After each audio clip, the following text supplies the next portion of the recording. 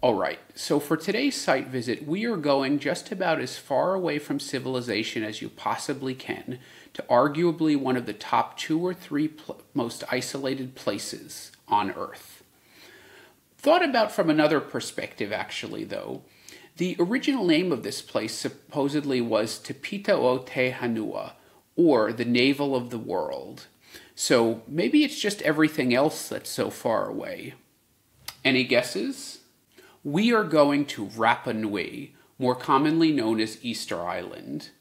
Now, I'm going to tell you right off the bat, it is not easy to get there, and it is not cheap to get there. In fact, the only direct flights are from Santiago, Chile, or Tahiti, which itself is rather isolated in the middle of the South Pacific. But anyway, we'll talk about the practicalities at the end. Now, just in case you're unfamiliar, Easter Island is home to some of the most recognizable faces on the planet, those mysterious Moai. Now, where do I even begin? I've never done a site visit of a whole frickin' island before, so let me just try to condense it down to as much as I possibly can that will fit in a reasonable amount of time. Let's start with the Moai.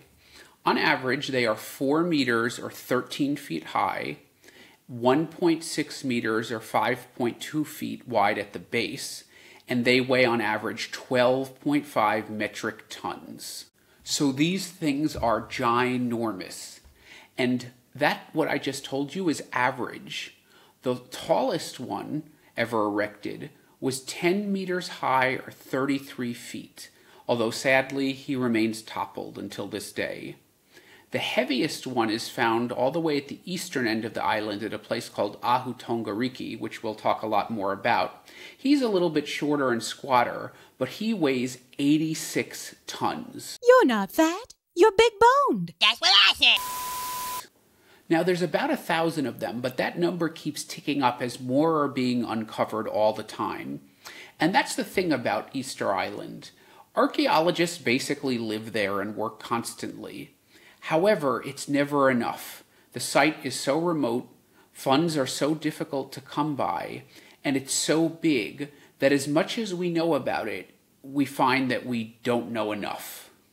Also, there are a few kicking around in museums around the world, such as here in London at the British Museum, the Musée d'Orsay in Paris, the Ethnological Museum in Berlin, the Smithsonian Institute in Washington, D.C., the Anthropology Museum in Vancouver, and in Santiago, Chile, and to the Rapa Nui, that is abroad as well.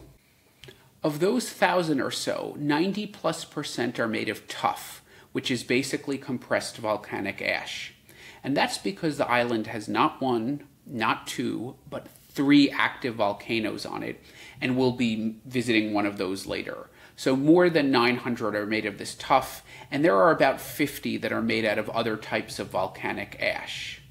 Now, what's really cool is that you can actually visit the source of this tuff, the quarry, which is called Ranuraruku, and there you can actually see work-in-progress Moai, and sort of them being born and emerging down the hill to maybe where they're finally supposed to have ended up. They are male in form and portrayed from the waist up, although they do have elongated heads, so people often forget about the body. They do have some basic anatomical features like navels, and some of them, it's thought the ones that came about later in time, have these red hats on. Except they're not hats. They're actually top knots of hair that were sported by the chieftains. And these were made out of a stone, another volcanic one called red scoria. And we also know of the quarry site for those on the island at a place called Puna Pau. Now this red scoria is pretty fragile, so it easily falls victim to wind and rain erosion. So a lot of those pukao didn't survive very well. And there's even 17 of the Moai made out of the red scoria. But yeah, those generally didn't fare too well either. However, there is one that's very unique, and I should point out, which is made out of red scoria, and it's kneeling in form. So that one is kind of one of a kind. Now, many of the Polynesian people around the Pacific share some common beliefs, and one of those is in mana, which is sort of a spiritual essence or power. and that is believed to be kept or stored in the hair, so those pukao are important. And some of those moai are believed to have had eyes, although none of those survived. Now, the whites of the eye were made out of coral, and the pupils either obsidian or more of that red scoria. And that was figured out in relatively recent times by reassembling some broken pieces of those material that were found around the bases of the moai. So that's how they figured out that at one point there were eyes. But any you see today are reconstructed. And where are these moai located? Pretty much everywhere, though a few points bear some explanation. First of all, some of them are solitary, some are in pairs, and some are in ahu. Lincoln, I'd like you to meet Achu. Achu? Here? No, not a Chu or a Jew, Ahu. Well, then who's playing first? Yes. I mean, the fellow's name on first base. Who? The fellow playing first base for St. Louis. Who? Never mind. These Ahu are platforms made out of basalt or other volcanic rock, atop which some of the moai sit. And it's thought that these moai, which are together like that, are part of the sort of same family or clan or tribe, of which there were multiple on the island at any given time. Now, perhaps the most impressive and most photographed I already mentioned, which is Ahu Tongariki on the island's eastern side. However, if you look closely at the photo, you'll notice one very strange thing, which is that none of the moai are taking advantage of their great seafront property. They're all looking inland. And I'm going to begin to sound like a broken record here, but there's so much about Easter Island Rapa Nui that is not really known and still debatable, and this is one of those points. However, a leading hypothesis for why this is the case, they're looking inland, is that these moai, these elder spirits, they're looking inland at the land that's belonging to their descendants who have erected them. So they're kind of looking out over the land either to convey ownership or, direct good luck or mana at the land of their tribe. However, how did the Moai get to where they ended up? Like many things, we just don't know, but there are lots of ideas. One thing that seems pretty clear is that they were brought upright because we can see some that seem to be descending from the quarry there at Rano-Raruku. How that was accomplished, though, remains to be seen. Some claim they were put on wooden rollers. Some claim there were sort of trackways all around the island for this purpose. Some think they were put on wooden sleds. And some even believe they sort of walked by being rocked back and forth with ropes. But we just don't know. There's been a lot of experimental archaeology done to this effect to try to figure it out, to see how many people it would have entailed and how long it would have taken. Okay, yeah, so that last one, not so much. But not all of this was done to be experimental. Actually, according to one traveler's account from 1868, at that time, none of the Moai on Ahu were standing upright. Now, I'm not sure if that's totally accurate, but it seems like most of them were down by that point. And by the 20th century, people started trying to, and succeeding to put them back upright. But this begs the question, how did they fall in the first place? So for this, we're going to have to take a deep dive right into history. 90, 34 years of age, Jeremy Wells! The Rapa Nui, which is the name for both the island and the people, discovered the island way back in about 800. And that's the date that most archaeologists believe in. For example, Joanne van Tilburg, probably the archaeologist most noted for her long decades of work on Rapa Nui, favors this 800 date based upon carbon dating of materials done around the Ahu. However, not everyone is on the same page. Another archaeologist, Terry Hunt, based on carbon dating information at settlement sites, argues more for 1200. Now, what he's saying is not without evidence, but it's definitely not bought into by the majority, and it is still a controversial opinion. So Probably around 800, but some are arguing 400 years after at 1200, which is when the Rapa Nui arrived at Rapa Nui. Where did the Rapa Nui come from? Well, that's not exactly known, though DNA specialists are certainly on the job. However, the top candidates are the Marquesa Islands and the Gambier Islands, which are both part of French Polynesia. And how did they get to Rapa Nui? Well, at least that's not such a mystery. As demonstrated by Norwegian Thor Heyerdahl in his 1947 Kon-Tiki expedition, they either took canoes or catamarans, and that's what he did. Now, if you'd like to see the Kon-Tiki, as I did, you can go to Oslo, where it still resides today. So the Rapa Nui were out on Easter Island all on their own, 2,000 kilometers or 1,300 miles away from the nearest island. And they developed this religion that bore similarities to other religions in Polynesia, but definitely being so isolated they made it their own. And again, the basic concept is this concept of mana, spiritual power, which is stored in the stone, in the Moai, and that's how people can access it. So the Moai were created for about 300 or 400 years, starting in the year 1200, and they underwent several phases of development. But actually, not all was well. You see, the greatest source of environmental information about the island, its environmental history, is from the layers of sediments, especially at the bottoms of the crater lakes, and there's a few of those, but also some around the settlements as well.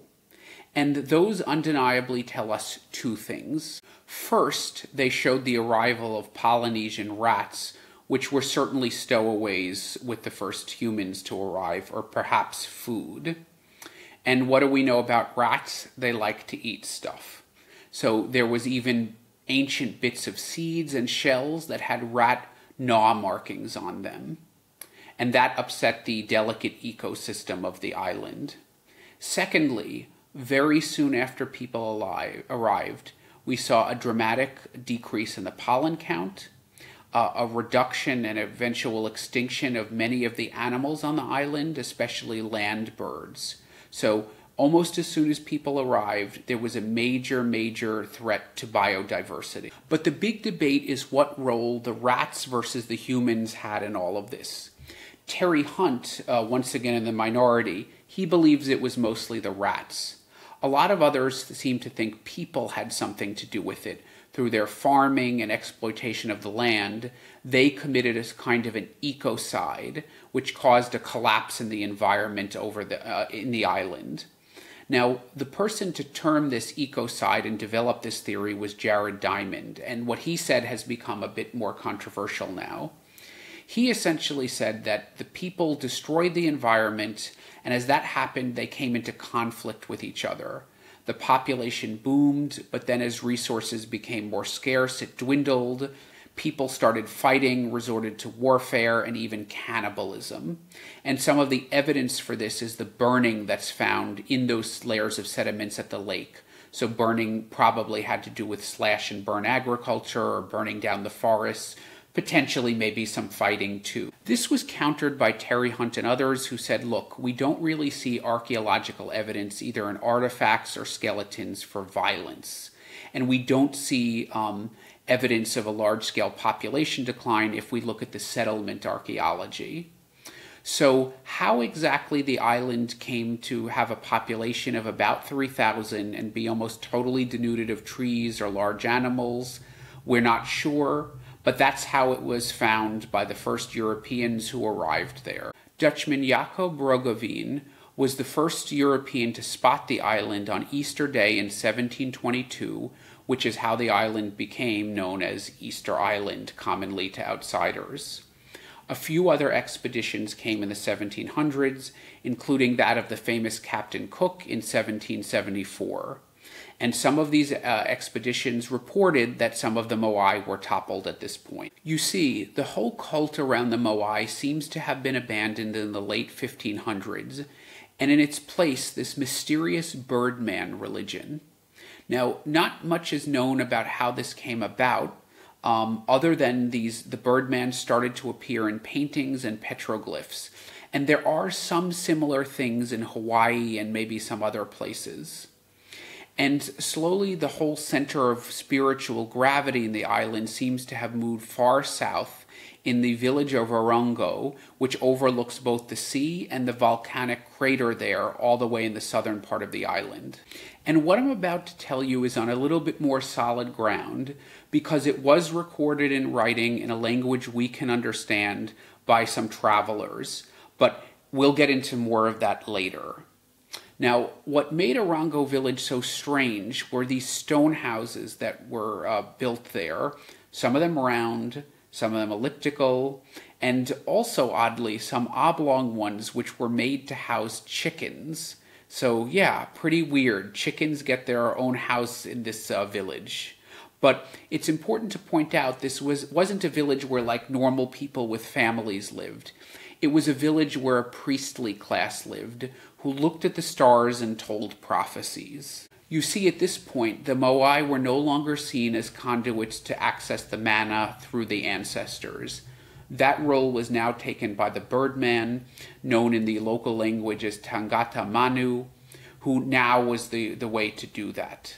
And he was associated with the god Maki Maki, or the god of creation.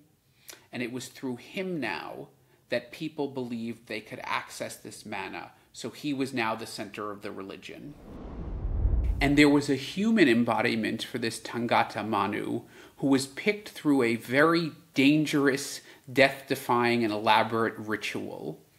You see, the priestly class at Orongo village, I think it was once a year, would select representatives from each clan from below the nobility, because this was a stratified society, so there were chiefs and, you know, the higher level clique.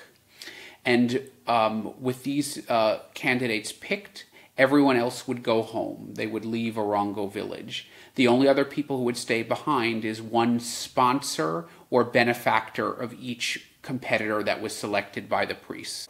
Now, I was there on a stormy day, which made this whole thing that much more foreboding. The whole competition was timed for the return of Easter Island of a migratory bird called the sooty tern, and they'd be coming back to lay their eggs. So that's, I guess, what the priests were sort of looking for to the stars and calculating, the return of this bird to lay its eggs on Easter Island. Anyway, the men who were competing were to find the first egg of the sooty tern, somehow scale those cliffs down to the water, swim out through the rough seas to that rocky islet Mota Nui, scale the sheer cliffs back up Mota Nui, and when they got to the top, shout their name back to their benefactors on the mainland, and then they would be declared the winner of the competition. And if that sounds dangerous, it was. Lots of people died from falling, drowning, and even shark attack. Now, the next phase was a little less dangerous. At that point, the sponsor or benefactor of the winner would lead everyone down to the beach and kind of throw a party in his honor. Hi, Barbie. Hi, Ken. Hi, Barbie. Hi, Barbie. Hi, Barbie. Then the winner would be declared Tangata Manu, the Birdman, and he would have to go into seclusion for 6 months, although he got to wear a headdress made of human hair and a bunch of fancy clothes. And during the period of his seclusion, he was not supposed to do anything other than eat and sleep, and the food was brought to him as sort of donations by other people. And this would complete his transformation into the Birdman, and now he was able to access the mana of the ancestors, or through the ancestors, I should say. And for the next year, his clan got exclusive rights to harvest the eggs of the sooty tern, and this would all change again the next time there would be a competition. Now, this all lasted until 1878, I believe, when the Catholic missionaries from the mainland suppressed all of this, and the whole population had already been converted to Catholicism. And this brings us to the very, very sad part of all this story, which is that the modern history of Rapa Nui, since contact with Europeans, has been an absolute humanitarian and cultural disaster. With the arrival of Europeans in the 17 and 1800s, diseases began to spread on Rapa Nui. Because, of course, having been an isolated population, the Rapa Nui did not have immunity to these diseases.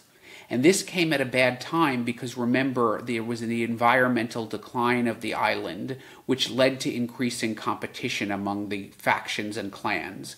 Now, did this make it all the way to ecocide, as Diamond said? That's controversial, but it was at a time of competition and ecological troubles. And though the details aren't known, this is the time when the Moai really began to get toppled. And it seems that this was because the clans and factions were fighting on the island. This competition had broken out into violence. And why did they knock the Moai down? Maybe to claim the other clans' land, to bring bad luck on them, to curse them. But this is what was happening. Recall, in the 1700s, the travelers reported a few of them were down. And by the 1860s, many of them were down, and supposedly all of the ones on the Ahu had already been knocked down by that point. And if that weren't bad enough, in 1862, there was a slaving expedition that arrived from Peru. And in that expedition, those Peruvian slavers carried off half the whole island, about 1,500 men, women, and children off to be slaves. And again, those people not having immunity to the diseases, almost all died of smallpox. And only about 15 or 20 of them returned to Easter Island, Rapa Nui, in the 1870s, once slavery had been abolished in Peru. Now, they were the lucky ones who had somehow had natural immunity to smallpox or survived it and then gained immunity. But guess what? Their families, who probably welcomed them with open arms and felt they were so lucky to be, have among their family the 15 to 20 survivors, they weren't so lucky. So yeah, now smallpox spread on the island and turned into an epidemic, and tons of people died. And as if it couldn't get any worse, this compounded a tuberculosis epidemic that was spread with the arrival of those missionaries who at this point had abolished the Birdman cult. And so many people had died that foreigners started buying up the land on Easter Island. And one of these was Jean-Baptiste Dutrou-Bornier, a wealthy Frenchman who had sugar interests in French Polynesia, and now he turned much of Easter Island into a sheep ranch, which did not require so many hands. But guess what did? Sugar plantations. So he deported a lot of the population of the islands almost as serfs to work on his sugar plantations in French Polynesia. And this then brought him into conflict, all of this upheaval, with the Catholic missionaries. So for their own safety, they deported a lot of the population of Rapa Nui, hundreds of people, off to the Gambier Islands. And by 1877, the population hit rock bottom. There were only 111 Rapa Nui left on Easter Island due to the slavers, disease, and those missionaries doing God's work. In the 1860s and 70s, the population declined by 97%. All of those people were either dead or exiled. And to make matters worse, all of the nobility was gone, who of course were the cultural elite, and all of the people who could read the native script Rongo Rongo were dead. So at this point, the people, the culture, and the language of Rapa Nui was on the verge of extinction. And in fact, the way that a lot of the culture and religion was known was through oral history, because no one was left who could read that script. And luckily, a British lady named Catherine Routledge arrived in 1914. She was an archaeologist and an anthropologist, and she was the first one to really do an extensive archaeological survey of the island. And the other thing she did, she wrote a lot of stuff down. She talked with the Rapa Nui and wrote their stories and their memories of what happened down in her books. Luckily, there was a few left from the 1860s who still knew the old ways. And Catherine was aided in communicating with them by Juan Tepano, a Rapa Nui man who had actually had adventures on the mainland and fought in the army and returned back to Rapa Nui. But even him, although he was an invaluable source for translating for Catherine, he himself had trouble understanding pure Rapa Nui, the language before it had been adulterated by Spanish. So you can see how precarious the whole thing was. Anyway, it was Routledge who recorded all that stuff about the Birdman, stuff about the native tattooing practices, which she detailed in drawings, and a lot of the history and culture, and that's how it survived. So we have her and Juan Tepano to thank. Now, since then, the culture and the population of Rapa Nui has rebounded, so thankfully, so that was a low point. But the Rapa Nui, the people of Rapa Nui, still face a lot of obstacles in their struggle for autonomy. After years of disenfranchisement, the Rapa Nui have achieved a degree of self-governance and representation in the national government. However, they're still fighting for more, and they have many international organizations of indigenous people on their side. However, progress has been made. In 2018, control of the archaeological sites and heritage was officially passed from the central government over to the locals. And that same year, there were limits on the number of flights that could arrive and the amount of time that non-locals could stay on the island. That was cut down to 30 days. So because of this, the population of the island, which I think had hit 7,000 in maybe the early 2000s, well, that was cut down to a much more sustainable level of about 3,000. And because those permanent residents were all native-born Rapa Nui, this meant the money, and not only the control, the money, the funds, the benefits of that tourism flowed into the local communities. This took a lot of pressure off the environment, but it still faces a lot of threats. There has been a sudden spike of factory fishing from boats that come from afar, and this has devastated local fish stocks, leading to international protests by the Rapa Nui and Chile, and the foundation of a marine park. And in 2022, there was a fire that spread, charring some of the Moai. And it was believed this was set deliberately, probably through, agricultural practices. Not wantonly, but the damage was still done. Now, this fire happened at Rano Raruku. That was that quarry site, which there's a big concentration of Moai there, more than 300. And also one of those crater lakes we discussed.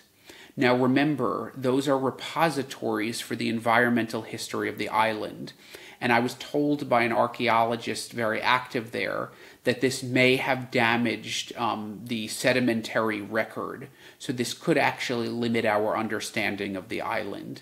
I'm not sure if that has been sorted out yet. And finally, though local control is a good thing, the island was rocked by a major corruption scandal in which the head of the local cooperative that administers the sites seems to have bankrupted the group by doling out lots of money to his family. And this became so contentious that actually violence broke out in 2020. Now, I'm not sure of the latest status, but it still seems that there's a court case active on this, and that's in fact why that violence broke out in 2020, as different factions were fighting over the court proceedings. There's also the question of repatriation, which isn't so simple, because remember, there are a handful of these things all around the world in major museums, and as I discovered, there are smaller ones also abroad. I was in the Pitt Rivers Museum in Oxford the other day, and I spotted this small guy, and I was unaware that he was there. And while a committee of the island's elders have demanded that ownership of all the Moai be transferred to them, ownership doesn't necessarily mean return. You see, there was a recent kerfluffle that ensued when the British Museum posted a photo of the Moai that's there on social media. And this was met by a mob of social media users who sort of bombed the museum's social media accounts demanding repatriation. The trouble with this was these were not Rapa Nui. In fact, one of the leaders of it was a Chilean guy who, remember, the Rapa Nui don't really consider themselves Chilean. So at this point, the mayor of Rapa Nui called on people not to politicize the issue, and also sort of echoed Hosni Mubarak, the former Egyptian president, when he referred to Nefertiti as Egypt's greatest ambassador. The mayor of Rapa Nui said the Moai abroad, like the one at the British Museum, also served as great ambassadors. What I can say is that the Rapa Nui have faced so much devastation from outside forces, but they literally bounced back from the brink of extinction. Now, I was there in December 2018, January 2019, right after the sites had been transferred to the locals for administration, the stays of outsiders limited to 30 days, and those flight limits put in place. And what I can tell you is the people I spoke to were happy and hopeful and looking towards the future. So I have confidence that they will be able to figure it out. As for the archaeology, although the place has been under continuous study for the last seems like many decades, and archaeologists are basically a permanent presence there, there's still so much that needs to be learned, and it seems like there are many places that haven't been studied yet in depth. It was described to me by an archaeologist who works there as almost like a Wild West. Restoration is ongoing, and it's done amazing things. It's righted a lot of the Moai, and in fact, in 1960, there was a tsunami that struck the island, and it pushed Ahu Tongariki inland and toppled some of the Moai. Now, by 1990s, that had been restored to its former glory, and with the continuous work of archaeologists, which is ongoing, I have no doubt that the island will be restored, at least in some sense, to its more pristine past. Last but not least, let's talk about visiting there. It's a challenge. It's so far away from everything, and it ain't cheap. And my guess is, after COVID, during which it was closed for, I think, almost 2 years through 2022, there is still a backlog of people looking to go there. But if you can swing it, it's definitely worth it. Now, first, make sure to contact a local company, a Rapa Nui-based company directly, and work through them. That way they get a bigger cut of the money, and it will probably be cheaper for you, not paying off some outside group as a middleman. Spend at least 3 days there because there is a lot to see. And look, you've already spent a fortune going there and staying there. 1 extra day is not going to break the bank more than it's already been broken. And as there is so much to see, you'll want some downtime to take a break, and you can definitely do that there too. And one thing you'll note is, outside Hangarau, the major town center, there's not very good internet there. So as you sort of become de-techified, time will slow down. And even the most tech addicted to you will start to relax and slow down a little bit too. And remember to be responsible tourists. It's already a fragile ecosystem, so pay careful attention to your rubbish, your water usage, etc. And look, you're definitely going to want guides to interpret the sites to you, particularly the complicated ones, like the warren of subterranean stone buildings at Orongo Village, or at that quarry where you can see those Moai in the process of being born and descending that hill. Trust me, the explanations are going to help. So how does it benefit for you to drive on your own to these sites and then maybe meet up a guide there? You might as well get driven and save the environment a little bit. And as it is a relatively flat island and usually a pretty moderate climate, it is a great place for biking, so rent a bike. So use that bike to explore and get a little exercise. And make sure to interact with the local people. Do that at their church, at the beach, in the store, in the street. Because remember, this is not a dead place. It's not an open-air museum. It's a living, breathing community, and the locals are great. And another tip, try to avoid June through August, as that's the rainiest time of the year, and there are some serious storms then as well. Visiting Easter Island was one of the most memorable experiences of my life, And I'm so privileged to be one of the few who's been able to do that. And I hope you can find yourselves among those ranks. It's not easy to get there, but I definitely recommend it 100%. 6 out of 5 stars. Hey, if you like what you heard, give me that thumbs up below, hit that bell to subscribe, or if you want to support more independent archaeology content, consider contributing to my Patreon, where you can enjoy some exclusive members-only benefits and other goodies. Until the next dig.